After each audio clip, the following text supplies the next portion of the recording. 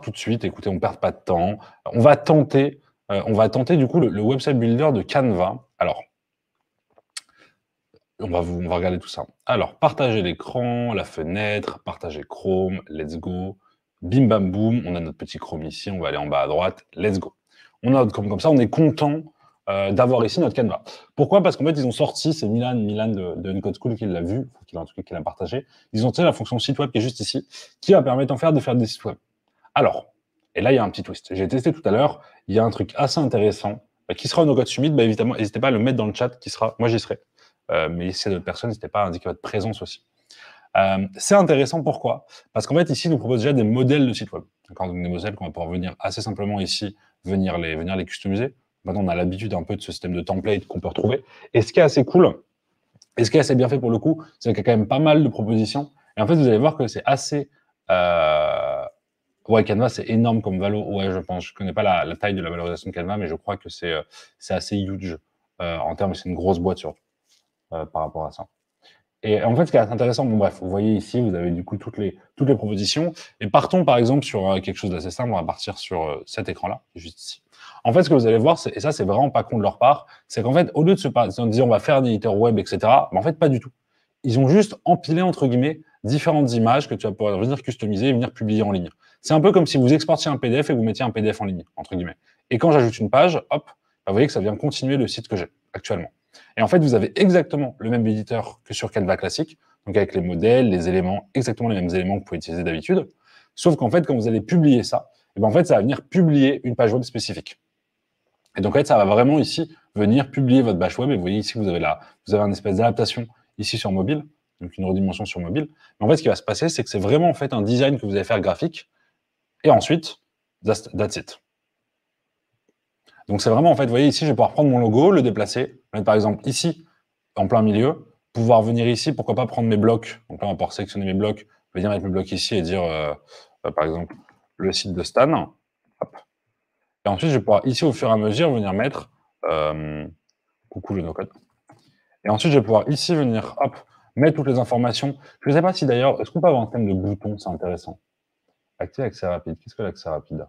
Ok, l'accès rapide me permet de pouvoir redimensionner ça. Ah, plutôt stylé. Même d'un peu de grouper un peu les éléments et de pouvoir redimensionner ça, c'est facilement. Mais est-ce qu'on peut avoir un système de boutons? Alors, hop, l'accès rapide, on va le retirer. Ah, ici, on peut mettre un lien. Et voilà, et ça, c'est incroyable. En fait, ce qui est incroyable, faut qu'on parle d'un truc. Et ça, c'est vraiment un truc assez fou. Canva, ils ont un système de boutons. Quand je vais cliquer sur un bouton, ça va m'amener à une page. Et comme le site, c'est uniquement des pages, et ben en fait, le Get a Free Consult, je peux lui dire que son lien, ça va être par exemple la page service. Terminé. Et ce qui va se passer, c'est que quand je vais cliquer ici sur Get a Free Consult, ça va m'envoyer directement sur la page ici. Et ça, c'est très stylé parce qu'en fait, on ne va pas pouvoir envoyer un bouton spécifique, mais en fait, ce qu'il faut faire, c'est qu'on va designer une page spécifique. Cette page va être implémentée. Donc, par exemple, ici, le Contact Us, je vais pouvoir dire 3 petits points. Le lien, je veux que tu envoies vers la page Contact Us. Et je fais terminer. Et là, ça enverra directement vers le Contact Us. Alors ça, un one-pager, pour l'instant, j'ai l'impression que oui. J'ai l'impression qu'on puisse pas, je regarde ici, mais j'ai l'impression qu'on puisse pas faire plusieurs pages. Je pense que c'est vraiment pour l'instant des sites simples one-pager. Je pense que ça. Ça, est-ce que ça s'ouvre ou pas? J'ai pas l'impression. Vous savez quoi, on va publier, on va regarder ce qui se passe. Ok, domaine gratuit, continuer. Ok, Stan. Est-ce que le Stan, il existe ou pas? Ah, Stan, il n'est pas disponible. Stanislas. C'est disponible. Continuer.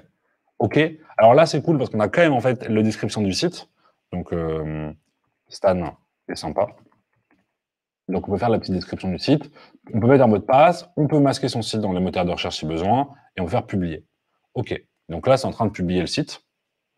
Donc là, je pense que ça va juste utiliser une page HTML qui va juste s'envoyer.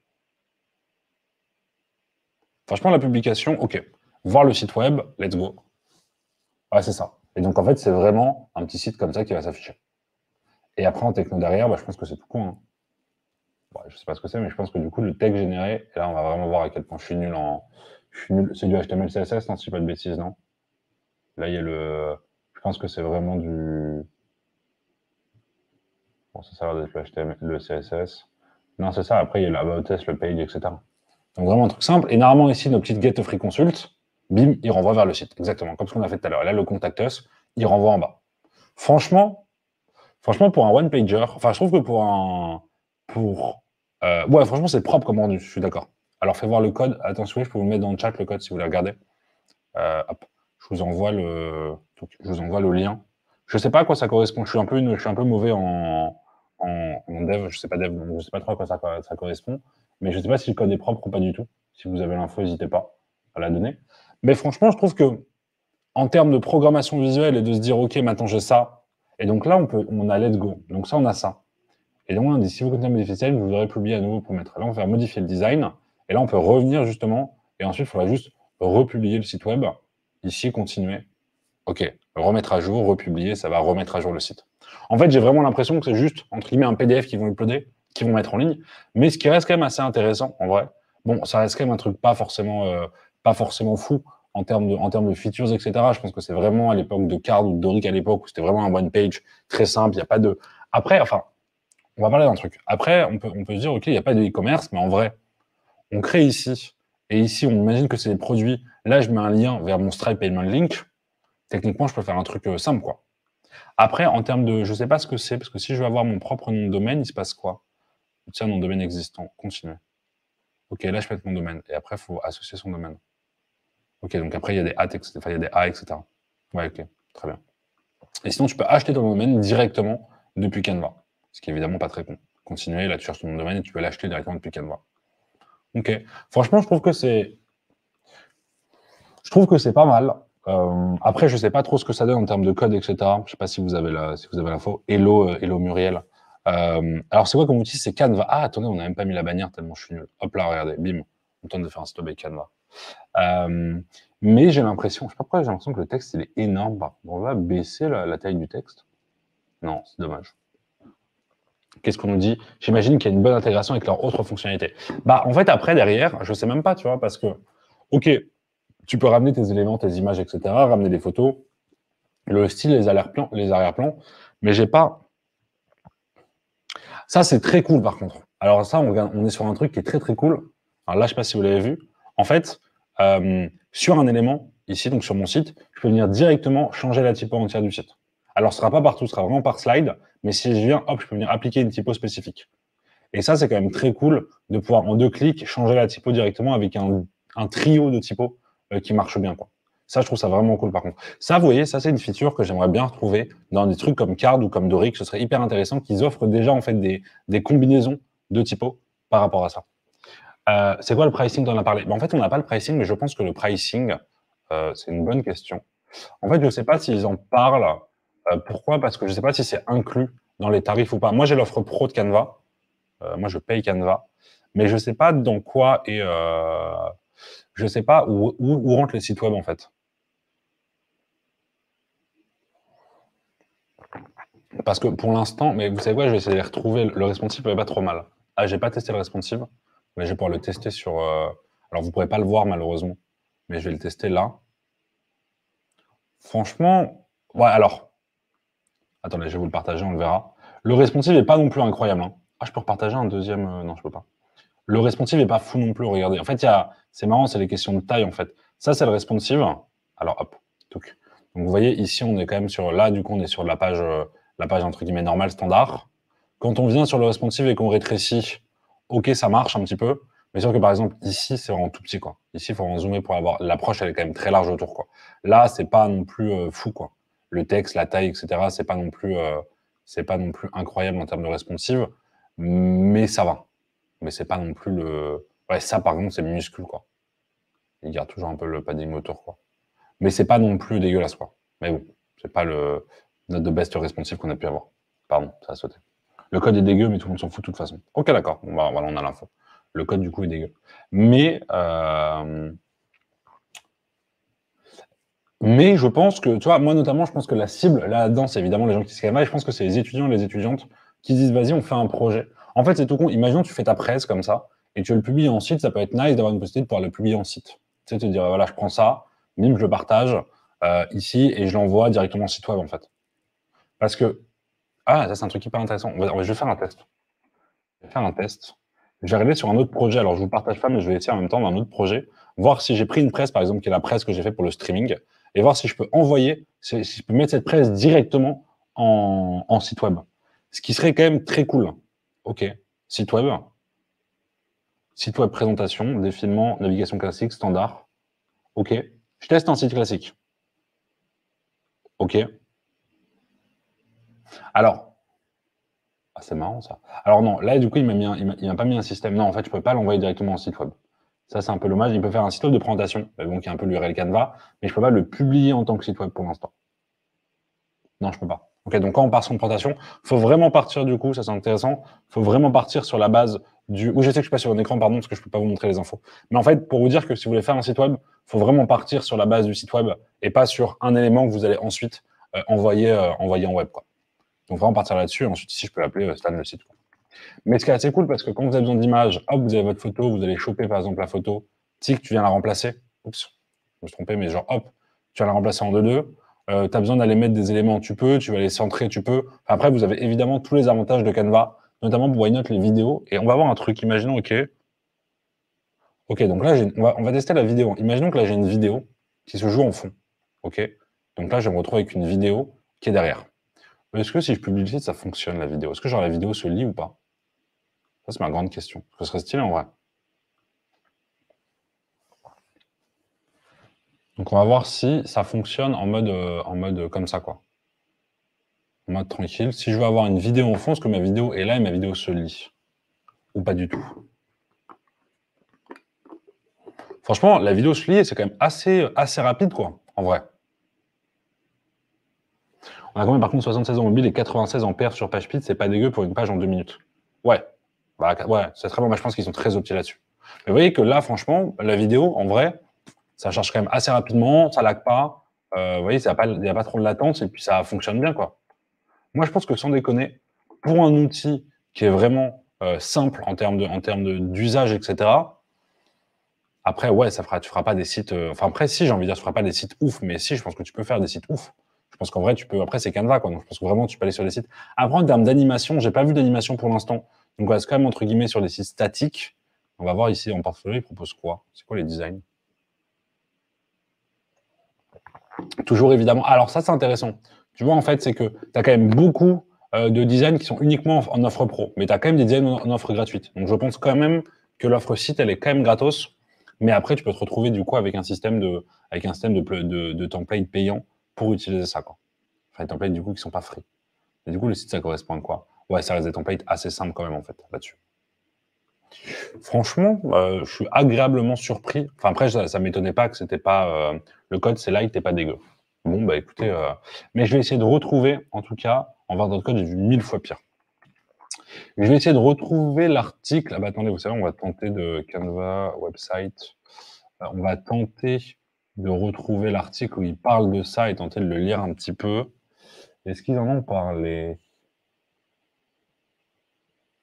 Ouais. Ah non, pardon, c'était juste en dessous. Ah, c'était il y a 7 jours quand même. L'annonce était Introducing Canva website. Alors, bim, bim, bim, ils ont fait un blog le 14. Le 14, ok. Donc là, du coup, hop, vous connaissez maintenant la petite technique, traducteur, nickel.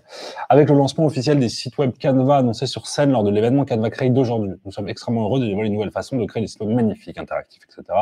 Depuis le lancement de notre programme bêta fermé, plus de 2 millions de sites web ont déjà été créés avec Canva. Alors, syndicat ou pas, 2 millions, c'est quand même pas mal, hein. Si c'est vraiment 2 millions de sites web, c'est quand même énorme.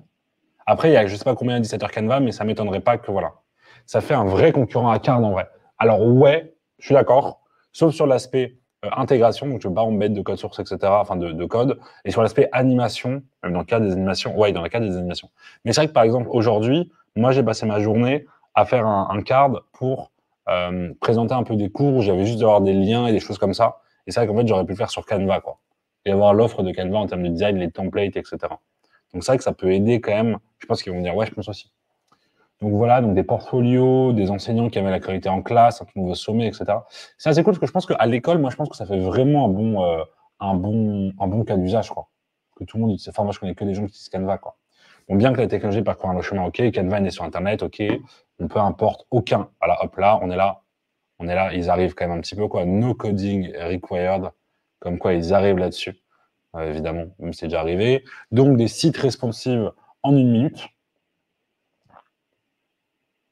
J'avoue que ça... Ah, mais attendez, on n'a pas vu il y avait le petit bouton preview ou pas? Attendez, on va regarder un truc. Parce que le preview, parce que moi, j'ai pas vu cette fenêtre-là, là, mais j'aimerais bien la voir comme ça, la fenêtre. Parce qu'elle a l'air jolie quand même. Mais je peux pas avoir le pré. Est-ce que le preview fait ça ou pas? Est-ce que mon preview me fait ça ou pas du tout? On l'a aperçu. Ah, totalement. Oh, c'est stylé ça. Et donc là, du coup, on peut voir. Ça, c'est le site. Franchement, franchement, c'est pas mal. Hein. Et là, c'est mobile. Ouais, vous voyez, moi, il y a un problème. Hein. Bon, j'avoue, frérot, c'est un exemple. Vous auriez pu un peu mieux faire les écarts. Bon, ok. Là, je trouve que le texte est quand même petit pour du mobile, mais après, c'est mon point de vue. Quoi. Et après, du coup, on peut l'avoir sans barre de navigation ou avec barre de navigation. Et la barre de navigation, je pense, reprend, ouais, c'est ça, reprend les grands chapitres, en fait. Donc, on peut même avoir une home bar qui reprend un peu les grandes feuilles. OK. Et du coup, sur mobile, qui se présente avec trois petits points comme ça. Alors, OK, la home bar, elle est dégueulasse, par contre. Franchement, la barre de navigation, les frérots, elle est moche, quoi. Elle est atroce. En plus, ça se referme pas. Enfin, ouais, la barre de navigation, elle est vraiment atroce pour l'instant. Je dis bien pour l'instant. OK, on a la personnalisation, on peut acheter son nom de domaine, très bien, très bien, très bien. On n'a pas plus d'informations là-dessus. OK. Ah, ça c'est intéressant. Tu peux avoir les stats. Fermé. Tu peux avoir du coup les stats directement de ton. Alors c'est hyper intéressant parce que tu peux avoir le trafic et les stats. Attendez, vous savez quoi? On va aller voir sur le projet. Franchement, c'est bien. Ouais, franchement, je suis agréablement surpris. On est où? Je suis agréablement surpris de ce que je vois. Mais c'est intéressant parce que du coup, on peut voir les stats. Est-ce qu'elles fonctionnent vraiment? Et genre, du coup, c'est pas du analytics, genre, c'est les stats côté serveur. Je parle des stats ici. Oh, c'est incroyable. Ça veut dire qu'il y a 33 personnes qui sont allées voir mon site là maintenant, là, c'est ça? On est autant dans le chat, c'est ça? Mais c'est marrant. Donc, du coup, tu as en temps réel le pays, France, États-Unis. Ah, genre, je t'y allé 2 fois. L'appareil, trafic, Canva et ouverture directe. Je pense que dire Canva.com, c'est moi qui l'ai ouvert, ça veut dire. Et intérêt, ok. Ah, putain, c'est stylé parce que du coup, ah oui, depuis toujours, ok. Ok. Franchement, c'est pas mal les petites stats comme ça aussi. Bon, ça, c'est pas forcément analytics, mais c'est pas mal d'avoir ce petit truc comme ça, quoi. Ça, c'est les petits analytics, c'est sympa. Ok, bon, voilà, la power de Canva directement sur le site web. J'allais réfléchir, mais hop, modifier design. En vrai, moi, je testerais bien de faire un avec 3 devices. Totalement. Moi, franchement, je testerais bien de faire des. Peut-être pas. Alors, aujourd'hui, est-ce que tu peux vendre un site web? En vrai, tu vois, tu te dis, est-ce que tu peux vendre un site web fait sur Canva? Je pense que ouais. Toi, aujourd'hui, tu as un jeu de design, le mec, il veut juste, le mec ou la personne ou la meuf, qui vous voulez, il veut juste un petit site vitrine, etc., de présentation. Franchement, ça se vend, non? Enfin, j'ai pas l'impression. Ouais, oui. Ok. Ouais, franchement, tu peux vendre ton site web Canva, quoi. Les perfs, elles sont bonnes. Juste un petit site présentation de quelqu'un qui va raconter sa vie, etc. C'est pareil que de partir sur Elementor. Ouais, mais ça, je suis d'accord, mais là, tu n'as rien à gérer. Tu n'as pas l'hébergement, tu as juste une collection de noms de domaine, etc. Donc, c'est quand même plus simple qu'Elementor où tu as souvent un WordPress derrière, quoi. Si c'est pas de bêtises. Mais, ça, c'est vraiment un truc. Ça, c'est vraiment un truc. Ça, c'est vraiment un truc auquel j'ai pensé, quoi. Faire des petits sites pour les cours. Pour avoir genre le Classroom Mob, etc. Le titre, etc. Mais Elementor, c'est le plugin WordPress qui permet de faire du drag and drop sur WordPress, si c'est pas de bêtises. Moi, c'est comme ça que je le vois. Du coup, pour un site web, ça fait le taf. Ouais, totalement. Je suis totalement d'accord avec ça. Et pour les trucs, bon, assez bon plaisir, j'ai envie de dire, le petit site web de Canva, quoi. Ils font des sites de vente au détail, ouais. Site de lien en bio. Site de web de service, ouais, bon. Ils ont quand même des trucs. Alors, vente au détail, j'y crois un peu moins quand même. Mais bon. Je ne suis pas contre non plus, mais j'y crois quand même un peu moins. Et après, c'est vrai que pour les events, une page de présentation d'event, ça peut être quand même pas trop mal de faire ça, quoi. Ça peut être quand même assez chouette. Ça reste quand même assez simple, quoi. Je vis en 2022. Ah, c'est vrai, ça se tient. Franchement, plutôt, ouais, content. Content de cette petite découverte. Je pense qu'on peut dire que c'est validé. Je pense qu'on peut dire que. Alors, est-ce que Canva est un outil no-code? Grande question. Je pense que le website builder de Canva, franchement, ça fait le taf, c'est assez cool. Et pour remplacer en venant sur du card, etc., ça peut être très cool, quoi.